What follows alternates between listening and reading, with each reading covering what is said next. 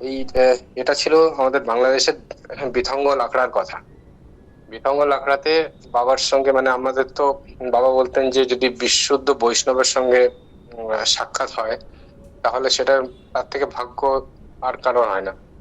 আমরা বাবাকে জানতাম যে বাবাই তো আমাদের কাছে মানে বৈষ্ণবের আদর্শ। তো বাবা আমাদেরকে নিয়ে যেতে বিথঙ্গল আখড়াটা অনেকটা দূর, মানে বাংলাদেশের ওখান থেকে মানে শতক থেকে যাওয়ার জন্য অনেকটা করে যেতে হয়, এবং রাস্তাটাও খুব দুর্গম রাস্তা, মানে মাঠের মাঝখান দিয়ে রাস্তা, মাটির রাস্তা। আর তার উপরে কিছু ব্রিজ বানানো হয়েছিল, সেই ব্রিজটার হাইট কমসে কম 15 ফিট হাইট, এবং তার মাঝখানে মাটি মানে মাটি দিয়ে দিয়ে সেটাকে ভরানো হয়েছিল, পুরো কাঁচা রাস্তা। তো এরকম রাস্তা দিয়ে কিন্তু বাবা বললেন আমি যাব। মানে বাবা তখন আমার সঙ্গে, তারপরে গোপাল মামার সঙ্গে আলোচনা করে বললাম আমাকে বিথঙ্গল আড়তে যেতে হবে। তো দুদিনের জন্য প্ল্যান ঠিক হয়েছিল। আর আমরা ওখানে পৌঁছলাম, কিন্তু অদ্ভুত সুন্দর জায়গা, মানে আখড়াটা এত সুন্দর, এত মানে ভেতরে মন্দিরটা এত সুন্দর। আর সে পুরনো 300 300 সাড়ে 300 বছরের পুরনো মন্দির। আর আমাদের যেরকম সেই আটচালার এটা তো ওইরকম আটচালার মন্দিরই, বিরাট বড় চাতাল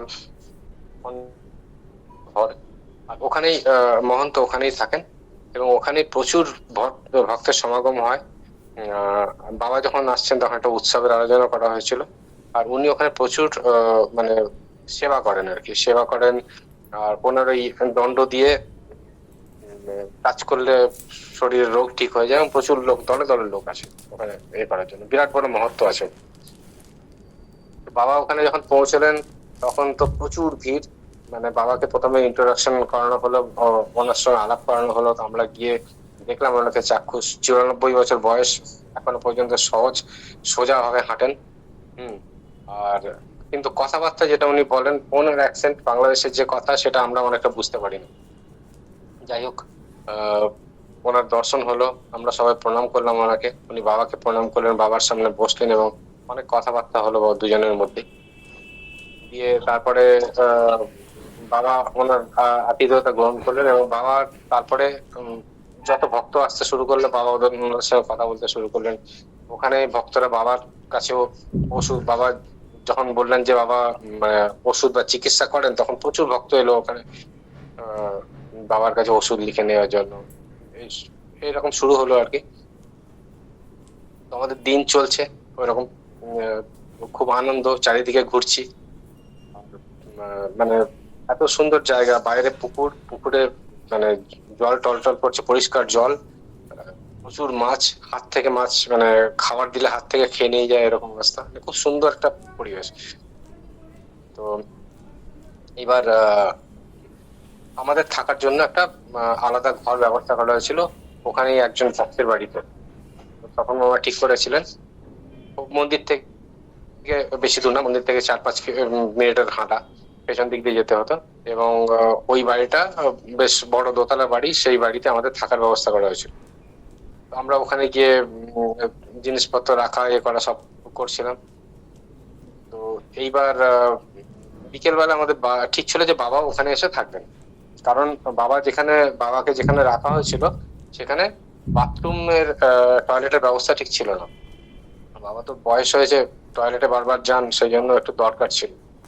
তো মহন্তর ঘরে টয়লেট ছিল, কিন্তু মহন্ত মানে বাবাকে যে ঘরটাতে রেখেছে সেখানে টয়লেটের ব্যবস্থা ছিল না বলে বাবা বললেন যে আমরা আমি ওখানে থাকবো, রাত্রিবেলাটা থাকবো, আবার সকালবেলা চলে আসবো। এবং সকালবেলা আরো কিছু ভক্তের ওখানে ইয়ে ছিল, দীক্ষা নেওয়ার ছিল, মন্ত্র নেওয়ার ছিল, সেই মন্ত্র দেবেন। তো মহন্ত বাবাকে কিছুতেই ছাড়বেন না। না, আপনি আমার মন্দিরে এসেছেন, আমার জায়গায় এসেছেন, আপনি অন্য কোথাও থাকবেন না, রাত্রিবাস আপনি এখানেই করবেন। তো বাবা, আমরা অনেক বোঝানোর চেষ্টা করলাম ওনাকে যে দেখুন বাবার তো অসুবিধা হবে, এখানে তো মানে ইয়ের ব্যবস্থা নেই, ল্যাট্রিন বা এর ব্যবস্থা নেই। কোথায় বাবা, অত বয়স্ক, 126-127 বছর বয়স, উনি কোথায় যাবেন, কোথায় ইয়ে করবেন, উনি নাছোড়বান্দা। তখন আমরা ওখানে একটা টেম্পোরারি টয়লেটের ব্যবস্থা করলাম রাত্রিবেলা। উনি কিছুতেই বাবাকে ছাড়বেন না, বাবা লাস্টে বললেন ঠিক আছে আমি এখানেই থাকবো। একটা টয়লেটের ব্যবস্থা করা হলো, টেম্পোরারি টয়লেটের ব্যবস্থা রাত্রিবেলা করা হলো। আমরা সব আহ, কিছু ভক্ত ওখানে থাকলাম, আর বাকিরা সব এতেই থাকলো, যেখানে থাকার ব্যবস্থা হয়েছিল ওইখানে। তো ওখানে 2 দিনের প্রোগ্রাম ছিল।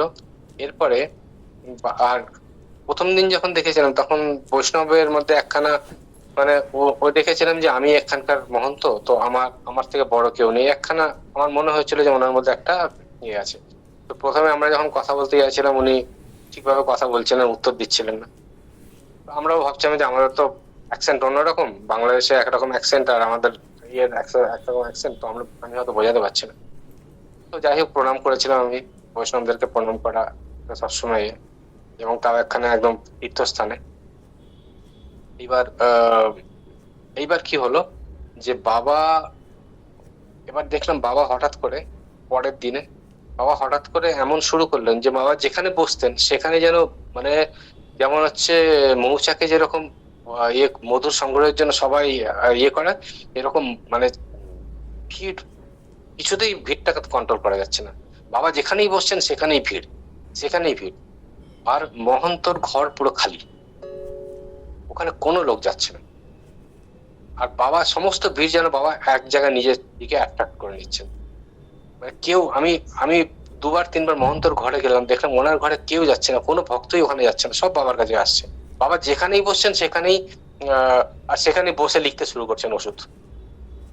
দলে দলে লোক আসছে, দলে দলে লোককে বাবা ওষুধ দিচ্ছেন, ওষুধ লিখছেন, প্রেসক্রিপশন করছেন। আমরা কন্ট্রোল করাতে পারছি না, কিছুতেই ভিড় কন্ট্রোল করতে পারছি না, এমন অবস্থা।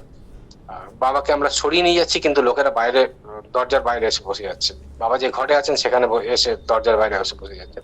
এইরকম একখানা অবস্থা আছে, ভিড় কন্ট্রোল করা যাচ্ছে না। আর আমরা দুপুরবেলা বেরিয়ে যাবো। তো কি করা যায় সবাইকে বলা হলো, আর মানে লোকেদেরকে বলা হলো, লোকেরা শুনছে না। মানে তাদেরকে যদি বলে যে একটু রাস্তাটা করে দিন, সেই রাস্তাটা করে দিচ্ছে না, এরকম অবস্থা। এত ভিড় হয়ে গেছে, মানে ভিড় কন্ট্রোল করা যাচ্ছে না। তো মহন্ত মাঝে মাঝে এসে লাঠি দিয়ে সবাইকে বলছেন তোমরা চলে যাও, কিন্তু কেউ সরছে না, এরকম অবস্থা হয়ে গেছে। মানে ভিড় কন্ট্রোল করা বিয়ন্ড কন্ট্রোল হয়ে যাচ্ছে। তো আমরা যাই হোক মানে ভিড় কাটিয়ে আমরা বেরিয়ে আসবার ব্যবস্থা করলাম সবাই মিলে। এইবার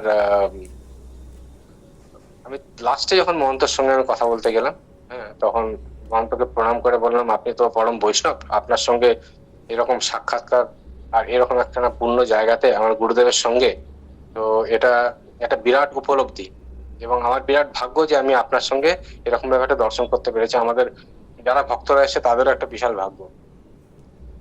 উনি তখন হঠাৎ করে জড়িয়ে ধরলেন আমাকে, জড়িয়ে ধরে বললেন তুমি প্রণাম করো না, তুমি আমার বুকে এসো।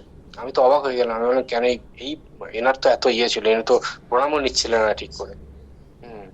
তখন দেখলাম ওনার চোখে জল, এবং মানে বাবা যে কি এবং কোন লেভেলের বৈষ্ণব সেটা কিন্তু ওনাকে রিয়েলাইজ করলেন। এই বাবা যে সমস্ত ভিড়কে নিজের দিকে অ্যাট্রাক্ট করে নিলেন, গোবিন্দ যে সামনে আছেন, ওনাকে যে দর্শন দেওয়ার জন্য বাবা এসছেন, গোবিন্দ যে এসছেন পরম বৈষ্ণবকে দর্শন দেওয়ার জন্য, ওনাকে হয়তো সেটা বোঝালেন। এবং উনি মানে লাস্ট মুহূর্তে যখন আমরা চলে আসবো তখন রিয়েলাইজ করছেন যে এই জিনিসটা, যে ওনার বাবাকে ওইভাবে একটা জায়গায় রাখা, মানে জোর করে রাখা বাবার ইচ্ছে অনুযায়ী, সেটা কিন্তু ওনার ঠিক হয় না, সেটা রিয়েলাইজ করলেন হয়তো উনি। কিন্তু মানে প্রথম দিন থেকে আমি তো 2 দিন ওনার সঙ্গে ছিলাম, যেরকম রিয়েলাইজেশন হলো যে বাবা একটা জিনিসকে ফিল করালেন যে তুমি দেখো বৈষ্ণবের তোমার কিরকম ইয়ে হওয়া উচিত, আর তোমার অহংটা কোথায় থাকা উচিত। তো এটা একখানা ঘটনা গেল, মানে মনে হলো যেন উনি ওনার মানে বাবা একজন বৈষ্ণবকে দর্শন দিয়ে বোঝালেন যে ওনার কিরকম স্থিতি হওয়া উচিত।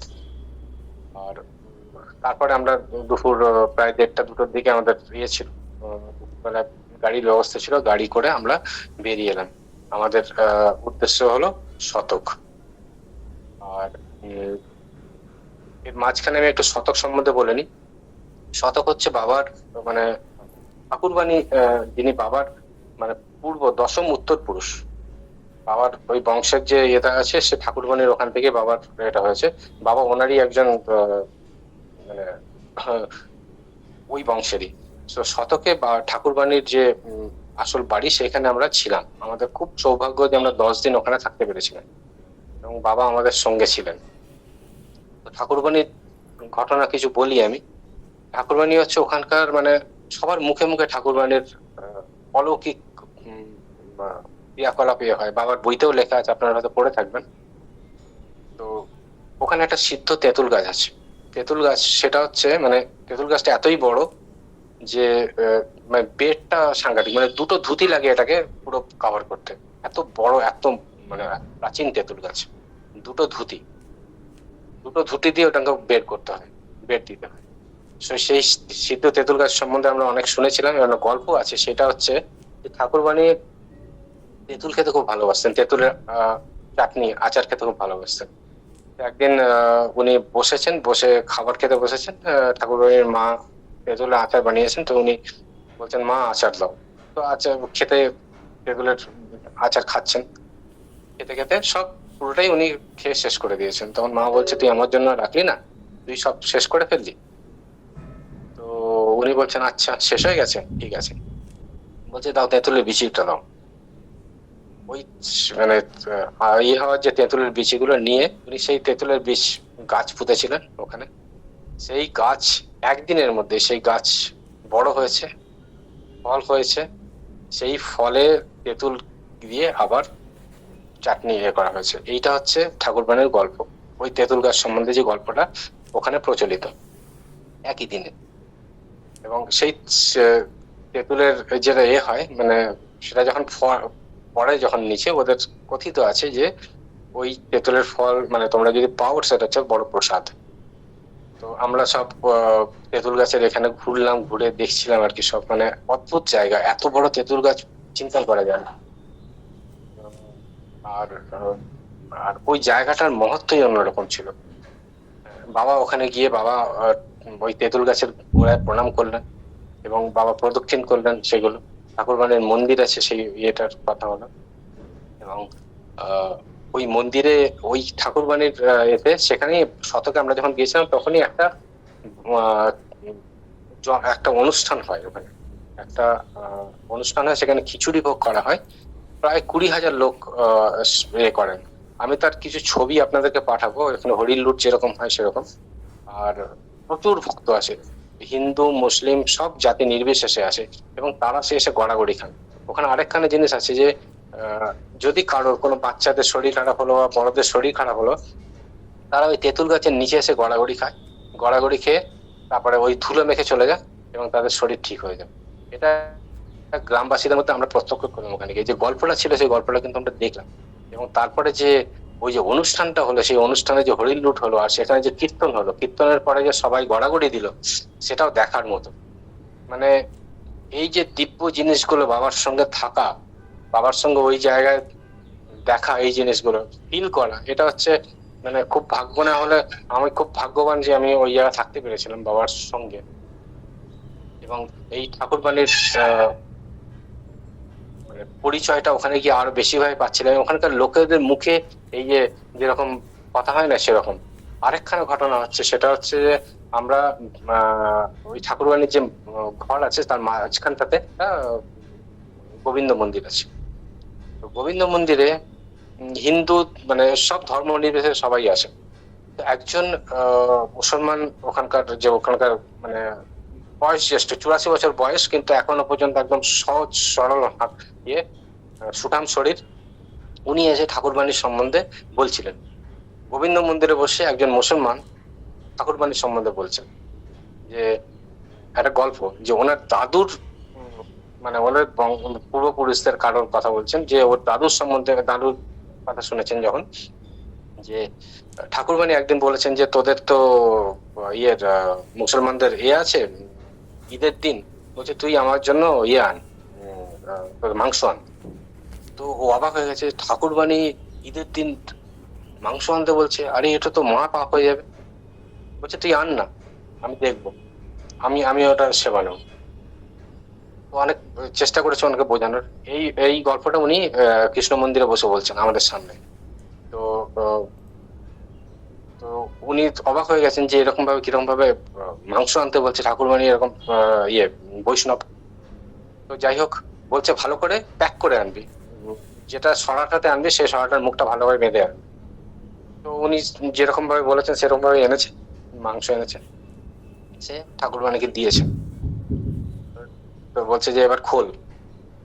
উনি হাতে নেননি, বলছে খোল। যখন ওর সামনে মাংসটা খুলেছে তখন দেখা যায় ভেতরে মিষ্টি। এটা একজন মুসলমান বয়োজ্যেষ্ঠ লোক, উনি গোবিন্দ মন্দিরে বসে আমাদেরকে এই গল্পটা করছেন। কারণ বুঝতে পেরেছেন তো, মানে আমরা কোন জায়গায়, মানে ধর্মের কোনো ইয়ে নেই ওখানে। ধর্ম হচ্ছে, তার কোনো জাত নেই, তার কোনো পাত নেই। তো আজকে আমি এতটুকুই বললাম। প্রণাম, জয় গুরু।